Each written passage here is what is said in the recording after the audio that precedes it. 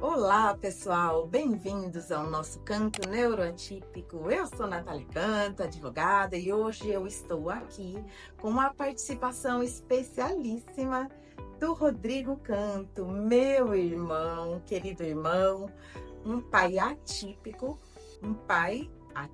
de uma família atípica, e veio aqui compartilhar com a gente um pouquinho da sua experiência, dos seus desafios e das alegrias também, né? Sim, Bem-vindo. gato. Conta pra gente como foi a descoberta do autismo da Giovana e como foi que vocês se sentiram nesse momento. Bem, na verdade, foi você que fez a primeira avaliação. Na verdade, você viu e me falou que ela não olhava, né? Não fazia muito contato visual e achava que aquilo poderia ser um problema. E, na verdade, eu respondi para você naquela ocasião que eu achava que não, porque a gente tem uma outra filha mais velha e que tinha o mesmo procedimento naquele período também. Até os 2 anos de idade, ela não fazia contato visual também. Era muito difícil o contato. Mas que depois ela já estava essa altura com uns 3 anos, então ela já fazia contato e isso passou, né? Então eu achei, bem, isso vai passar também, como foi com a outra, não é uma coisa que precise dizer que já tem algum problema. Achei que era muito cedo.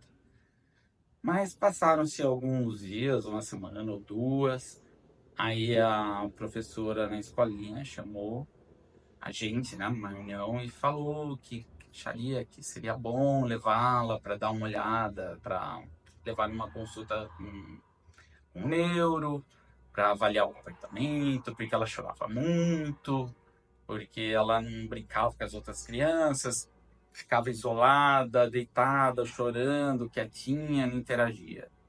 E aí eu pensei, eu falei assim pra ela, percebi que ela tava cheia de dedos pra falar o que ela tava pensando. Eu falei, pode abrir o jogo. Por acaso você tá achando que é autismo? Aí eu senti ela dizendo, ufa, é, tá bem que você falou nisso. Eu tava sem graça de falar.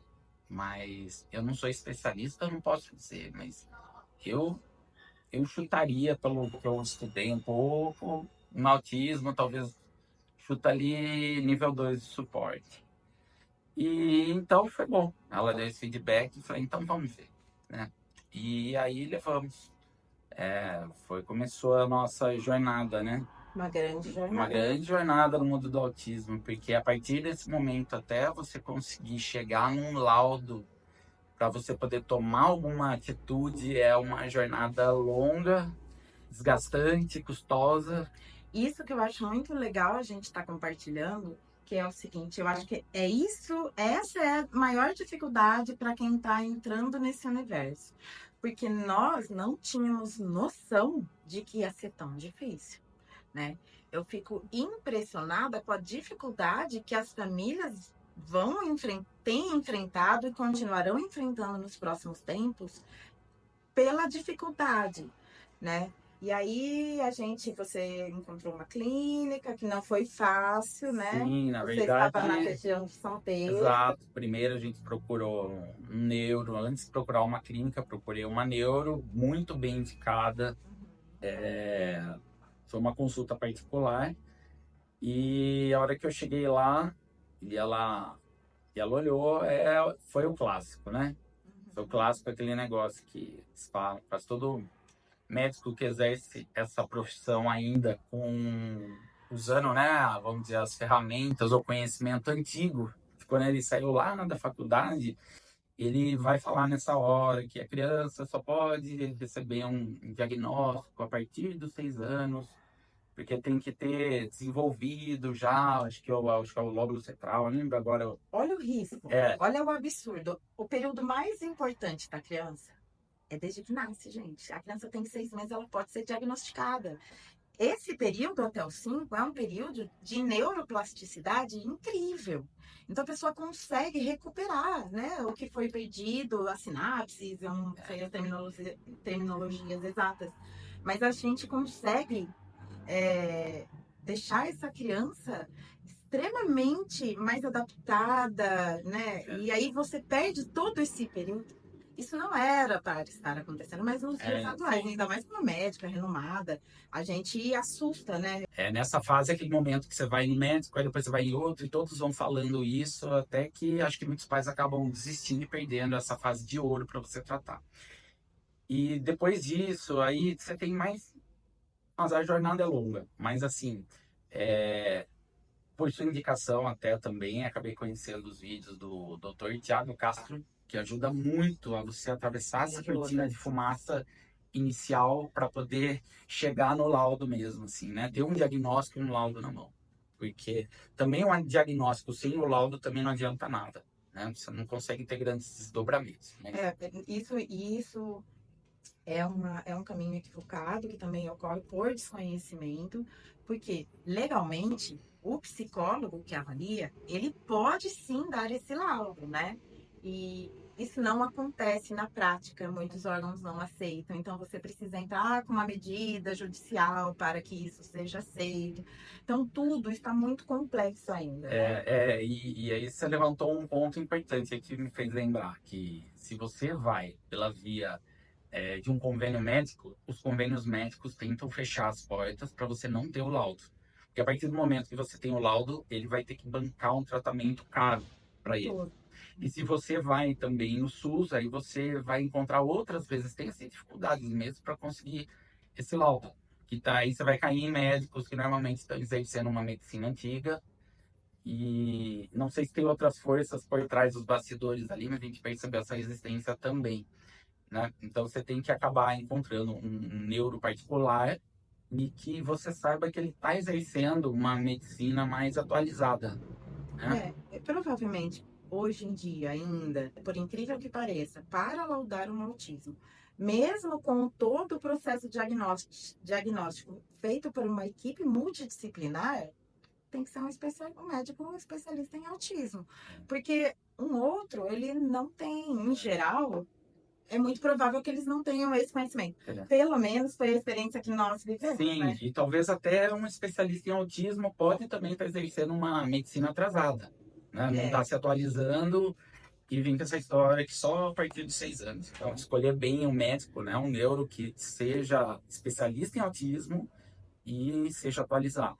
Agora, você falou também da avaliação multidisciplinar. É outro caminho que a gente descobriu também no meio dessa cortina de fumaça, que o ideal é, antes até de você chegar para um neuro, se você puder procurar uma clínica que faça uma avaliação multidisciplinar, porque aí você vai ter especialistas de várias áreas que vão estar medindo métricas, né, de todos os comportamentos, né, da criança. Eles vão medir a parte sensorial, vai medir a parte motora, a parte cognitiva, enfim.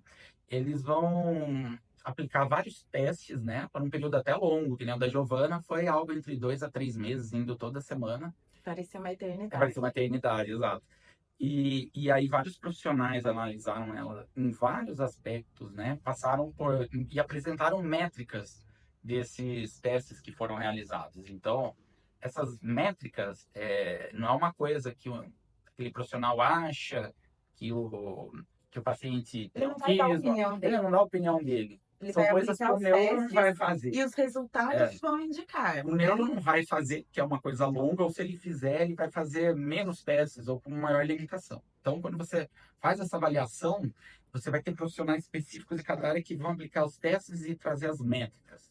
Métricas, falar, aí eles vão gerar um relatório, uma avaliação, falando quais foram os métodos que eles usaram e as métricas que eles escolheram e vai ter ainda a referência. É que nem no exame de sangue que você tem a referência, né? A pontuação X a X, né? A qual que é o padrão ali, que seria a faixa normal e a faixa que Sim. foge. E ali ele também já dá a intensidade daquele problema para essa pontuação. E a hora que você tem essa avaliação em mão, aí é a hora ideal de você ir num neuro e apresentar para ele. Porque aí o neuro tem uma ferramenta que já está mastigada para ele poder chegar. Neuropediatra, de preferência. O neuro, Especialista. pediatra. Às vezes tem médico que é pediatra especializado também em autismo, também pode ser. Aliás, no fim, a médica que deu o nosso, ela é pediatra, né? mais Então, especializado. especializado em autismo. Uma coisa importante que até o Diego, né, professor Diego, trouxe num dos vídeos é que se você mora numa cidade super pequena, não tem nada, não tem uma clínica, qual é o mínimo que você precisa? Um neuropsicólogo, ele pode aplicar esses testes, tá? E também como tem a legislação que permite que ele mesmo laude, isso deve ser aceito, normalmente isso só é aceito judicialmente ainda, embora não exista nem conflito legal sobre isso, tá? Mas é uma questão mais de ignorância mesmo, eu acho, né? No sentido de falta de conhecimento dos próprios profissionais. Sim, e eu lembrei de um outro detalhe importante também. Você partir para um diagnóstico, já tem em mãos essa avaliação multidisciplinar, ela faz com que o laudo que o médico vai gerar tenha um peso maior. Por quê? Quando você for pegar e entrar na justiça para garantir os direitos que você tem, né, exigir os direitos que você tem em lei para conseguir as terapias com um filho autista, esse convênio médico ele pode questionar a avaliação que o médico está fazendo para gerar aquele laudo. Só que quando você tem uma avaliação multidisciplinar, essa avaliação é assinada por todos os profissionais que passaram. Isso respalda. Isso respalda o médico. Então, se um médico do convênio vai fazer uma perícia para ver se o médico particular que laudou isso, questionando esse laudo, ele vai ter que questionar uma série de profissionais. Ele não vai questionar só o médico, ele vai questionar um médico, ele vai questionar um fisioterapeuta, uma fono, um psicólogo, enfim.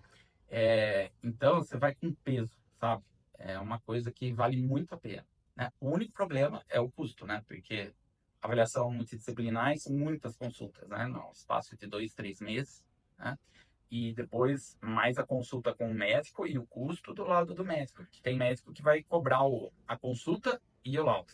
E se você não tiver um encaminhamento médico para esse processo diagnóstico, o plano não vai abrir. Vai falar, eu acho que o meu filho tem algum transtorno neurotípico, eu quero fazer o diagnóstico. O plano não vai dar. Precisa haver daí um encaminhamento. No caso dele, ele fez sem encaminhamento, porque ele custeou mesmo, né? Nesses casos também, quando você faz o pedido, o plano nega e você paga, depois você pode entrar judicialmente pedindo esse reembolso. Você pode pedir esse reembolso, primeiro pode e deve pedir administrativamente. Caso ele seja negado, que ocorre com frequência, aí você vai ter que fazer esse pedido judicial. E às vezes compensa porque ele é um processo caro, né? O processo diagnóstico, multidisciplinar, enfim. Exato. Eu ainda não fiz esse pedido de reembolso, mas eu tenho todas as notas, posso ainda fazê-lo, né? E eu acho que é válido, porque o custo não é baixo mesmo. Para pedir o reembolso, é importante que você primeiro comprove que você pediu o custeio, né? Na maioria dos casos, porque também cada plano é um plano, né? Cada contrato é um contrato, então existem particularidades que têm que ser analisadas. Tá bom? Agora conta pra gente como é que você se sentiu quando veio esse diagnóstico. Bem, eu me senti aliviado, né? Mas eu sei que muitos pais, quando isso vem à tona, né, acabam se sentindo, tendo uma resposta negativa nesse ponto, né? Mas é uma coisa que você não vai ter como fugir, você vai ter que enfrentar, encarar. E quando você não encara e você tenta negar, né, o fato, né, de você ter um filho que ele vai ter dificuldades, ele vai ter desafios na vida dele e a sua família também, né? Quando você aceita é mais fácil, né? E enfim, para muitos é difícil. Nesse ponto, para mim, graças a Deus, não foi. Você fala que sentiu alívio em que Eu senti o alívio de falar, puxa, agora eu posso dar para minha filha, posso ir atrás de auxiliá-la, né? Porque a pior de todas as situações é quando os pais não aceitam, né? Por preconceito, um bloqueio de aceitar aquilo. que é muita dor, é muito sofrimento que vai ser Aí gerado. a criança vai acabar sofrendo uma consequência gigante por por essa dificuldade que os pais podem ter, né? E o problema vai continuar ali, vai estar ali, né? Então você vai acabar tendo que enfrentar a situação de uma forma muito mais difícil e a criança perde a possibilidade de ela poder reduzir essas dificuldades dela e ter uma vida absolutamente normal, né? E uma coisa que eu acho importante a gente comentar em relação ao preconceito dos pais nesses casos é que quando o pai Ele tem esse preconceito, ele acaba engolindo essa notícia, né? E ele vai atrás dos tratamentos, porque isso precisa ser feito, mas ele ainda tem aquele preconceito. Ele vai tentar esconder isso das pessoas. E esconder isso das pessoas, essa criança vai perceber que ela não deve comentar, ela não deve falar. Então, entre outros problemas que vai gerar, um deles é essa criança entender que tem alguma coisa de errado com ela e que ela deve esconder, né? E as outras pessoas não podem saber. Então, isso acaba aumentando, causando estrago, né? Eu imagino Exato. que o estrago seja grande. Ao passo que você lidar com naturalidade, e é legal também as pessoas ao redor saberem, por quê? Porque todo mundo consegue trabalhar Sim, junto essa questão, tratar com naturalidade, mas assim, respeitando as diferenças que aquela pessoa tem. Então, você não vai mais olhar aquela pessoa e falar assim, ai, que pessoa antipática. Ela é, não reage, né? Não. Então vai ser uma coisa muito mais natural. Você vai ter o entendimento, você vai saber, como você vai querer aprender a falar com aquela pessoa, como é que eu me comunico. É muito mais, sim. é muito mais amor, né? Uma saída muito mais amorosa, Exato. sem o E preconceito. quando as pessoas sabem, né, que um filho seu ele é autista, as pessoas tendem a ser muito mais colaborativas mesmo, como você está falando, né? Hoje eu vejo que o preconceito está muito menor na sociedade, porque mais crianças estão sendo diagnosticadas, né? Eu não tenho certeza agora de números, mas assim, eu ouvi algum profissional me falando que é esperado de 1 a 2 alunos autistas por sala de aula serem diagnosticados, né? É, não sei se me Existe, dizer sim, mas tem é algo. alguma coisa assim, né? Que se você descobre cedo, tem essa possibilidade de conseguir laudar a criança cedo, você vai conseguir encontrar um tratamento que pode, nossa, mudar essa criança da água pro vinho Fazer e ela intervenções assertivas e essa criança ter uma vida normal. vai ter uma vida normal. Às vezes, até um autista nível 3 ele passa para o nível 1, ele consegue se Exato. relacionar e ter uma vida que nós pais que amamos, a É, gente quer mais é que o nosso filho seja independente, feliz, né? exatamente. E aí, Então, a gente conseguiu, né, o diagnóstico da Giovana, sim, e aí a gente tinha outra questão. A Laura, que é mais velha, e aí existia aquela possibilidade do TDAH, sim. né? E aí, como que isso foi? Vamos falar um pouquinho sobre TDAH, altas E habilidades. a Laura, antes dos 2 anos, quando muito pequenininha, a gente já percebia assim uma agitação muito fora do comum. Né? Ah, uma criança agitada, mas assim, eu convivi com várias crianças que eu vi crescendo, né?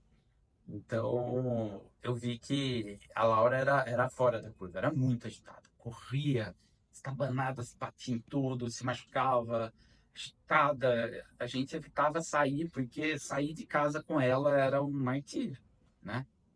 Era um desgaste muito grande, enfim.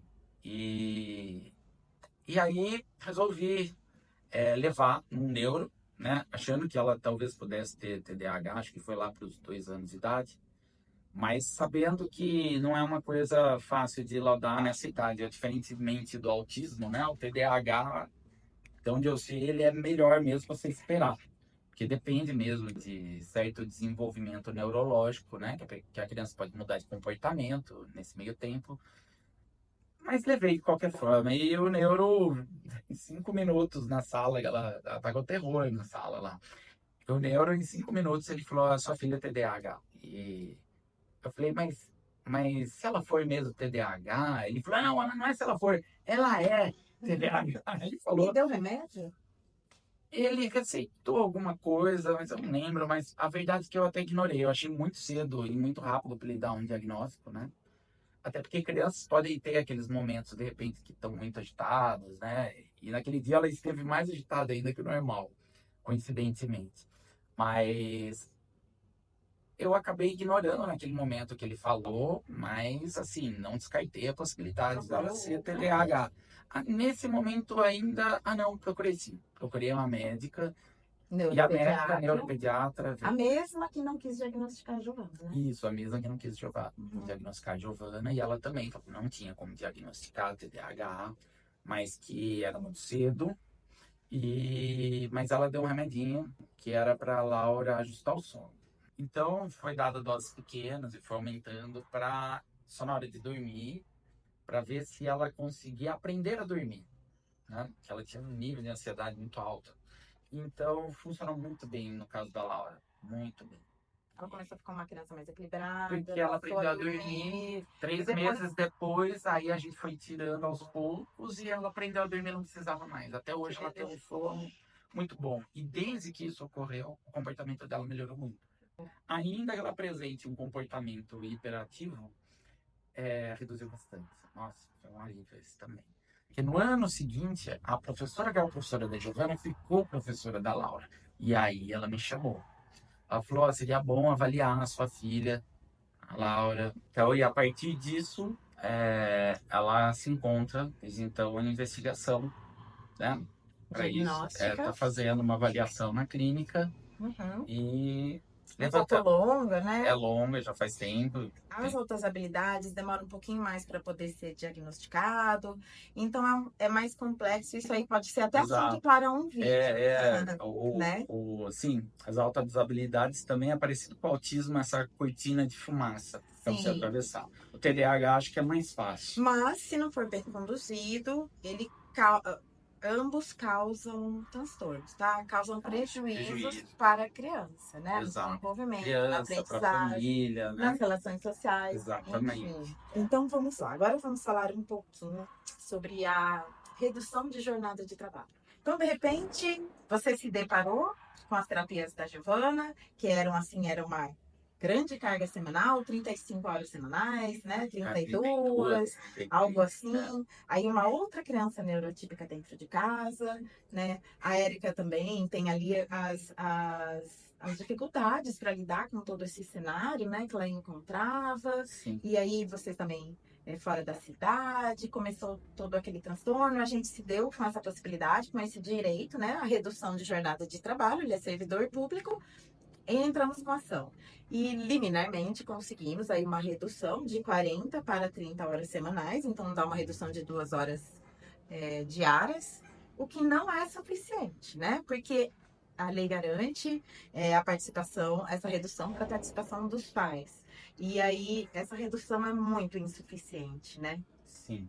E em relação a isso, a gente não nem vai falar muito agora, a gente pode fazer um vídeo, né? Mas nós estamos aí contando que venha uma redução de 50% dessa jornada de trabalho para que essa família possa aí se dedicar a esses filhos. Ah, e ainda tem mais um detalhe, que também não vamos nos aprofundar, mas o Rodrigo, ele é TDA, que seria o TDA sem o H, sem a hiperatividade.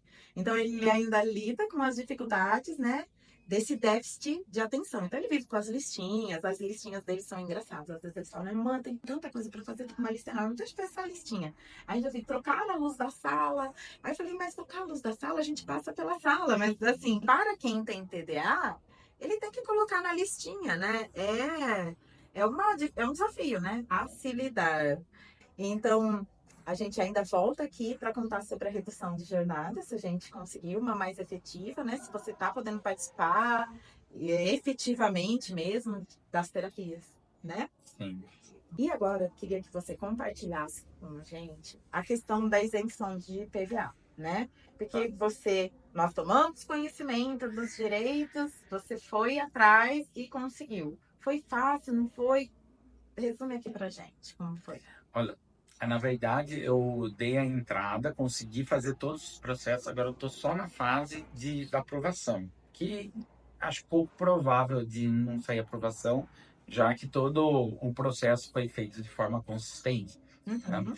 Mas não é muito trabalhoso, mas você tem um passo a passo a ser feito, né? Internet, você tem que preencher um formulário, fazer um cadastro, enviar todas as informações da criança, dos pais, informações do carro, A CNH. gente fez um passo a passo, tem um vídeo passo a passo também, que você pode olhar, tem lá o link que você pode clicar, vai seguir, tá tudo direitinho. Isso, mas assim. Então você ainda está aguardando a aprovação. Sim, já deve estar para sair, né? Deve ser feita sempre antes de terminar o ano. Mas foram enviados todos os documentos, não pode ser negado. É um direito que, se você tiver todo documentado, ele é trabalhando. Bom, gente, qualquer dúvida também vocês podem estar mandando pra gente. E para finalizarmos, eu queria que você desse aqui, desse uma dica, uma sugestão para aqueles pais que estão descobrindo esse mundo, que estão aí tomando conhecimento de que seu filho pode estar dentro do espectro, ou para quem acabou de ter essa notícia, qual a dica, qual o conselho que você dá? O conselho maior é estude, né? Buscar informação.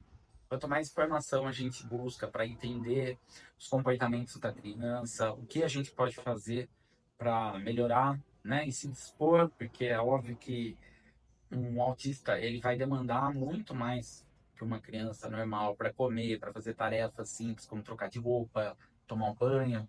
Então, tudo isso, a forma de a gente ir aprendendo a como lidar melhor e transformar essas situações em situações mais tranquilas de se lidar, né? Mais equilibradas. Mais equilibradas. Porque a gente pode encontrar o equilíbrio e a harmonia até dentro do caos.